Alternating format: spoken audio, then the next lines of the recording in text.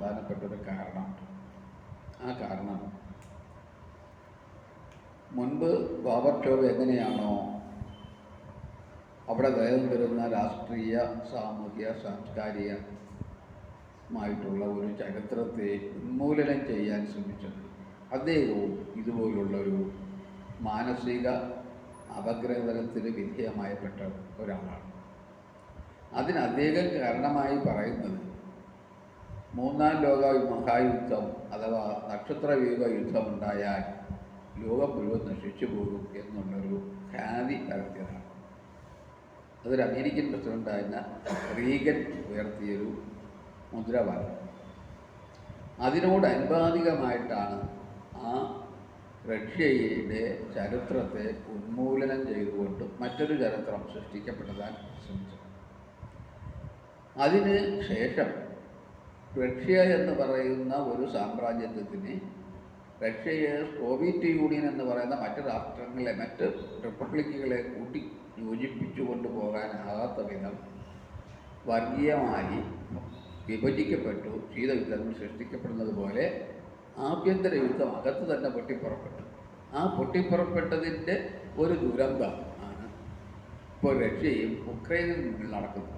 അതിന് പ്രധാനമായി കാരണം പറയുന്നത് കിവി എന്ന് പറയുന്ന ഒരു പ്രധാനപ്പെട്ട പട്ടണം അവിടെ അണുവായുധം സൂക്ഷിക്കപ്പെട്ടിരിക്കുന്നു എന്നതാണ്.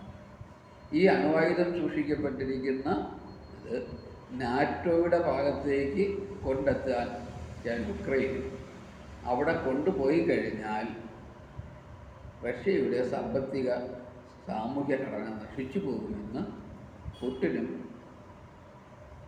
വിശ്വസിക്കുന്നു. അതുകൊണ്ട് ഇത് വിജയിച്ചാൽ, അവിടുത്തെ യുദ്ധം ജയിച്ചാൽ കിഴക്കൻ യൂറോപ്യൻ രാജ്യങ്ങളെയും അതുപോലെ തന്നെ മറ്റു പ്രദേശങ്ങളെയും അമേരിക്കയുടെ കീഴിൽ കൊണ്ടെത്തിക്കാനാകും. അതിന് അവർ രണ്ടുപേരും തമ്മിൽ നടത്തുന്ന ശീതയുദ്ധമാണ് അമേരിക്കൻ പ്രസിഡൻറ്റും അതുപോലെ പുടിനും.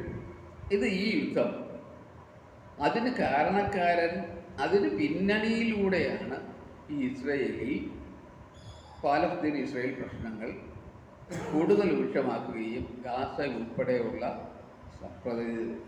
പ്രദേശങ്ങൾ മുഴുവൻ ബോംബിട്ട് നശിപ്പിക്കുകയും ചെയ്തു. ഈ ബോംബിട്ട് നശിപ്പിക്കുകയും ജനങ്ങൾ മുഴുവൻ കൊന്നെടുക്കുകയും അവിടെ വെറും ചാവുതലമായി മാറുകയും ചെയ്തിട്ടും ലോകരാഷ്ട്രങ്ങൾ അതിനെ അപലപിക്കുന്നതിന് വേണ്ടി തയ്യാറായിരുന്നില്ല. നാറ്റോ രാഷ്ട്രങ്ങളും അതുപോലെ തന്നെ G7 രാഷ്ട്രങ്ങളും സാമ്രാജ്യത്വവും അവന് കൂട്ടുനിന്നു. ഈ കൂട്ടുനിന്നതിൻ്റെ ഫലമായിട്ടാണ് പിന്നെ ഈ തരത്തിൽ ഇറാനിലേക്കുള്ള ആക്രമണം ശക്തിപ്പെടുത്തുന്നത്. അപ്പോൾ ഇറാൻ യുദ്ധം അതിനും അമേരിക്കയുടെ സൃഷ്ടിയാണ് എന്ന് തന്നെ ഇപ്പോഴും പറയാം. എന്നാൽ ഇനി ഉണ്ടാകുന്ന വിപത്ത് എന്ന് പറയുന്നത് ആഗോള വ്യാപനം ഉണ്ടാകാതെ സൂക്ഷിക്കുക. അപ്പോൾ ഈ മൂന്ന് ഭരണാധികാരികളും അഴിമതിക്കാരാണ്, ജനങ്ങളുടെ ഇടയിൽ പിന്തുണയില്ല. അതുകൊണ്ട് വീണ്ടും അവർക്ക് നിലനിൽക്കാൻ വേണ്ടിയുള്ള ഒരു സമര തന്ത്രവും കൂടിയാണ് ഈ യുദ്ധത്തിന് കാരണം എന്നാണ് ഞാൻ വിശ്വസിക്കുന്നത്. ഇവിടെ ഒരു ക്ലാരിറ്റിയും കൂടെ വരുത്തേണ്ടതുണ്ട്. ഈ യുക്രൈൻ യുദ്ധം യഥാർത്ഥത്തിൽ അമേരിക്ക തുടങ്ങി വെച്ച യുദ്ധമാണ്.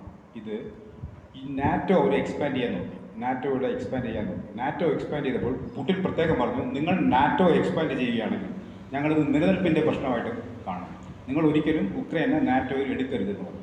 പക്ഷേ യൂറോപ്യൻ രാജ്യങ്ങളും അമേരിക്ക പ്രത്യേകിച്ചും ഈ നാറ്റോ എക്സ്പാൻഷനുമായിട്ട് മുന്നോട്ട് പോകുന്ന ഓരോ വേളയിലും പുതിൻ പറഞ്ഞു, ഇത് ഞങ്ങളുടെ നിലനിൽപ്പിൻ്റെ പ്രശ്നമാണ്, നിങ്ങൾ ഒരിക്കലും നാറ്റോ എക്സ്പാൻഡ് ചെയ്യരുത്, നമ്മളുടെ മുൻ കരാർ അനുസരിച്ച് ഇത് പാടില്ല, നിങ്ങളുടെ തന്നെ കരാർ ലംഘിക്കുകയാണ് എന്ന് പുതിൻ പല പ്രാവശ്യം ആവർത്തിച്ച് പറഞ്ഞിട്ടും അമേരിക്ക നാറ്റോ എക്സ്പാൻഷനുമായിട്ട് മുന്നോട്ട് പോവുകയും അതിൻ്റെ അനന്തരഫലമായിട്ട് ഉക്രൈൻ യുദ്ധം ഉണ്ടാവുകയാണ് ചെയ്തത്. അടുത്തതായി മുഹമ്മദ് ഷഫീഖ്.